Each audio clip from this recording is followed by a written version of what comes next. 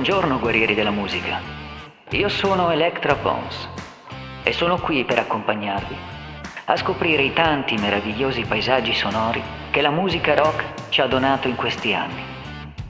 Prima di continuare, non dimenticate di mettere un bel like, iscrivervi al canale e cliccare sulla campanellina se non volete perdervi i prossimi strepitosi episodi. Esiste qualcuno, per caso, che non conosce la canzone intitolata Smoke on the Water? Comunque, se per disgrazia non possedete o non avete sviluppato un'anima rock e questo nome non vi dice nulla, sono quasi sicuro che ascoltando ciò che vi proporrò a breve qualcosa smuoverà. Questo sound qualche solco nella parte musicale del vostro cervellino deve averlo lasciato per forza.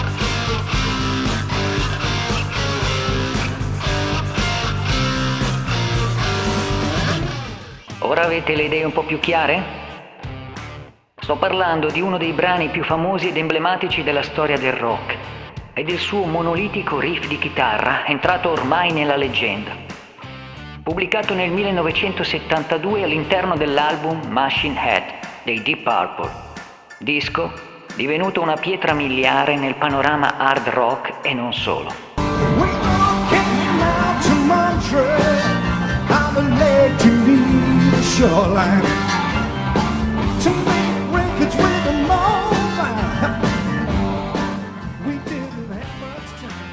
La canzone racconta un episodio realmente accaduto nel casino di Montreux, in Svizzera, nel 1971. I Deep Purple, nella loro formazione più famosa, la Mark II, si trovavano lì, pronti a prendere il posto di Frank Zappa e dei suoi Mothers of Invention all'interno del casino, per registrare il loro nuovo album.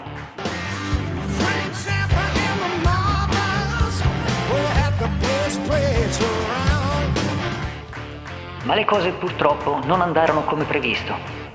Verso la fine dell'ultimo concerto di Zappa e i suoi, il 4 dicembre, uno spettatore sparò un razzo segnaletico indirizzandolo verso il soffitto, costruito in legno e pieno zeppo di tendaggi, innescando così un terribile incendio che distrusse completamente il casinò. Grazie però alla freddezza di Frank Zappa che calmò il pubblico e alla tempestiva azione dell'organizzazione e del suo proprietario, miracolosamente non ci furono vittime. Fire! Arthur Brown in person. If you'll just calmly go towards the exit, ladies and gentlemen.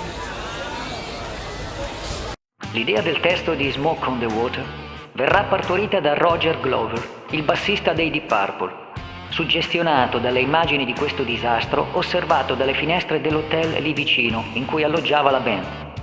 Così, con l'aggiunta dell'ultimo brano, l'album si completerà e diventerà pronto per le stampe. La canzone poi fu pubblicata anche come singolo, ma solo un anno dopo l'uscita del disco. Questo perché la band non si aspettava che quel pezzo nato così, tutto d'un getto e quasi solo come riempitivo, riscuotesse così tanto successo. La canzone è ormai una bandiera hard rock e il riff di chitarra è il più famoso del mondo, ma ciò che io apprezzo di più di questo brano è l'assolo finale. Tutto il gusto e la tecnica di Ritchie Blackmore, chitarrista sempre insoddisfatto e dal carattere non facile, sono espressi in maniera convincente e ispirata in questa sua performance registrata in studio grazie alla sua fedele Stratocaster standard dal palettone tipico degli anni 70. E non dimentichiamoci l'assenza del pick-up centrale, fatto togliere da Ritchie perché è inutilizzato sulla sua chitarra. Nel corso degli anni, durante gli innumerevoli live, suonerà questo solo in modi molto diversi, a volte improvvisandolo per lunghi tratti.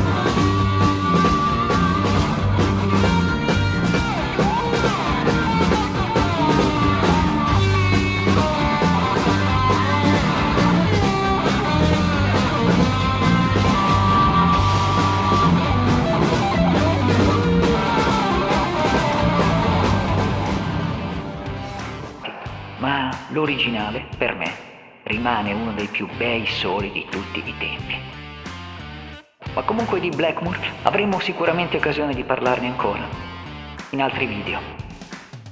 Ora Ecco a voi l'interpretazione che dà il nostro ragazzotto alla chitarra e che si ostina ancora a non voler usare la leva del vibrato sulla sua strato. Che ci vogliamo fare?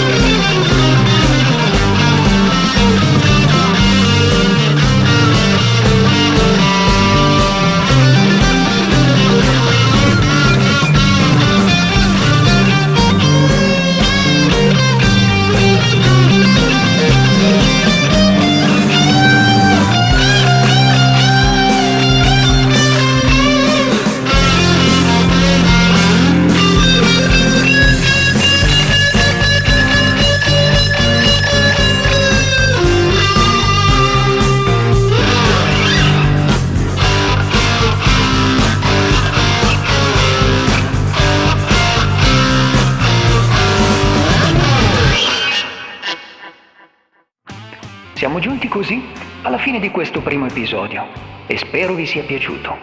Arrivederci a presto con una nuova puntata sulle song più significative della nostra amata musica.